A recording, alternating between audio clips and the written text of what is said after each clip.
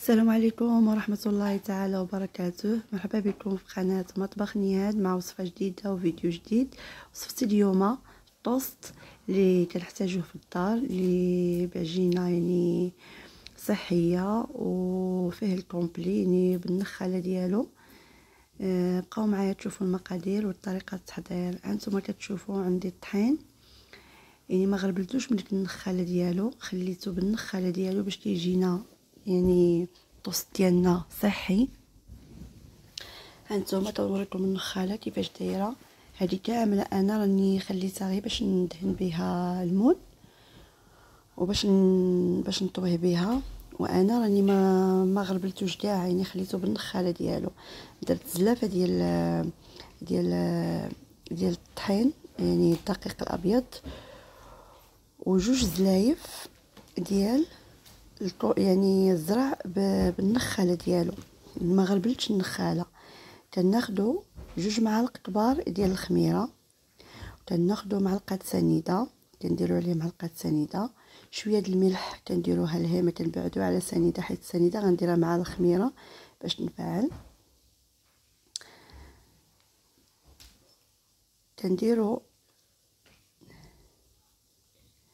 كنديروا مع جوج معلقات ديال الزيت، وكنديروا يعني ديك الخميره ديالنا اللي انا خليتها كنذوبها شويه بالماء، كنطلقها مزيان بشويه د الماء دافي، يعني ما يكونش بارد وما يكونش سخون، حيت الخميره باش تديري لها يعني فاش تديروا لها ديك الماء سخون راه ما كتخمر ليناش، راه بالعكس راه يطلع الخبز ومن بعد كيهبط، وحنا الطوست ديالنا بغيناه يطلع.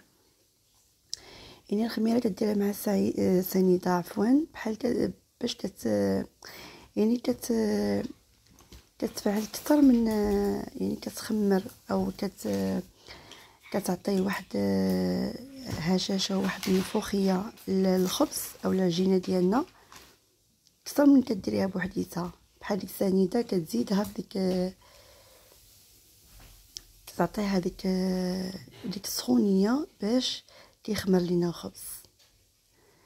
كنبقى كنعجن على هاد الطريقه هذه، الماء ما يكونش سخون وما يكونش بارد، بحال العجين بحال اللي ذوبنا به الخميره ديالنا.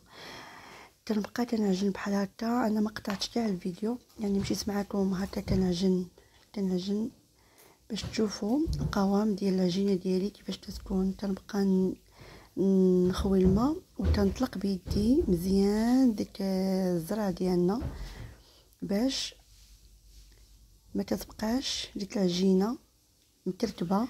ولا خلاص الخميره انا راني ذوبتها، حيت الخميره الا ما ذوبتيهاش مع الماء كتلقايها في الخبز مكركبه لتاك. وانا كنفضل هاد الخميره المعجونه، اما الخميره حبيبات ما كت سبحان الله ما كتخمرليش الخبز. العجينه ديالي كيف ما كتشوفوا هي هذه. هانتوما راه بقيت كنعجنها، ما قطعتش كاع الفيديو، بقيت كنعجنها مزيان يعني كنعجنها بيدي مزيان حتى ولات ليا مطلوقه. كنمشي كنغطيها بالميكا باش تزيد تفعل ليا اكثر. كنشد هذا المون هذا وكندهنو بشويه الزيت. هذا المون هذا راه شكل يعني طويل، راه غير الكاميرا ما فهمتش، يعني هو عندي طويل بحال المول ديال الكيكه، اي مول عندكم في الدار. كندهنوه بشويه الزيت وكنرشوه بديك النخاله ديالنا.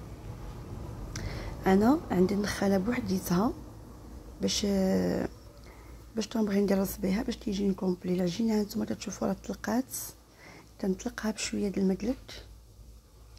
انا راني العجينه ديالي الكميه ديال العجينه درت بها جوج ديال الطوستات، يعني باندغي درتو جوج غير بينت لكم وحده هي اللي خدمت بها. كنشد العجينه ديالي كنفرقها على جوج، الكميه ديالي فرقتها على جوج، وكنطلقها بالمدلك غير شويه على شكل غير شويه كنطلقها، وكنبقى نتنيها وهي التنيه ديالها مرخوفه بحال شي باغيطه.